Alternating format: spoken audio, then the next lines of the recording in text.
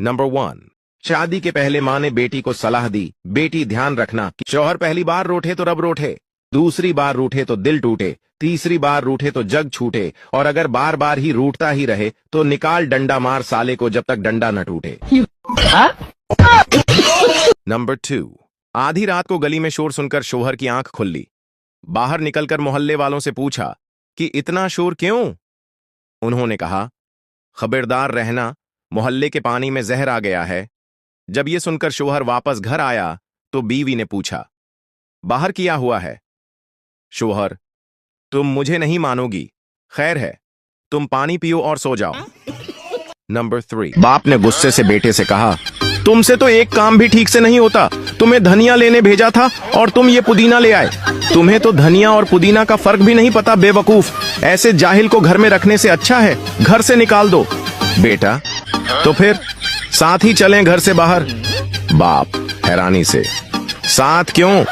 बेटा मुस्कुराते हुए, क्योंकि अम्मी कह रही हैं कि ये मेथी है।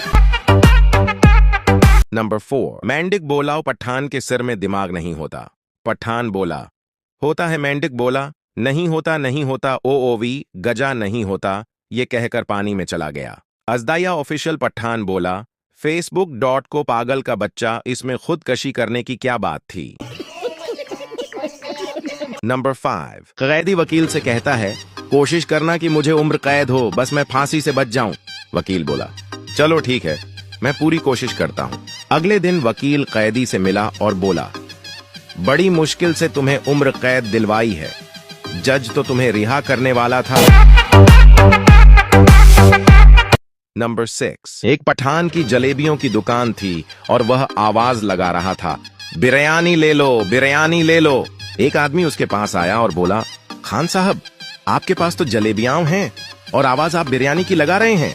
पठान बोला, अरे धीरे बोल, मैं मक्खियों को बेवकूफ बना रहा हूं। नंबर 7, पठान लड़की से बोला, मेरे दिल में आ जाओ लड़की।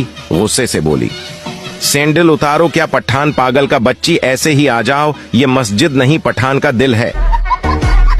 नंबर 8, एक आदमी मरते वक्त अपने बेटों को वसीयत कर रहा था।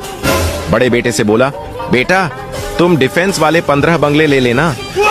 छोटे बेटे से बोला, बेटा मैं तुमसे बहुत प्यार करता हूँ, इसीलिए तुम्हें गुलशन वाली 20 कोठियां दे रहा हूँ। और बीवी से कहा, सदर वाले 11 फ्लैट तुम्हारे।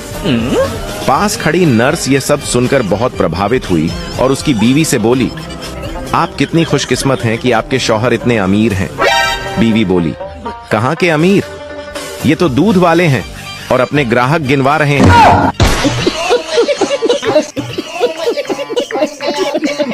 नंबर 9, ये रोजे तो फर्ज हैं, समझ नहीं आता ये पकोड़े किसने फर्ज कर दिए। रोजादारों से गुजारिश है, इफ्तार के वक्त सब्र से काम लिया करें। पिछले साल एक दोस्त ने फौतगी के ऐलान पर रोजा खोल दिया था। नंबर 10, या अल्लाह जो उधार लेकर एतिकाफ बैठे, उनका सवाब हमें भी अता फरमा। नंबर 11, शीदे को पूरी रात मच्छरों ने बहुत परेशान किया। शीदे का दिमाग घूमा। शीदे ने जहर पी लिया और बोला, अब काटो सालो, सबके सब मरोगे।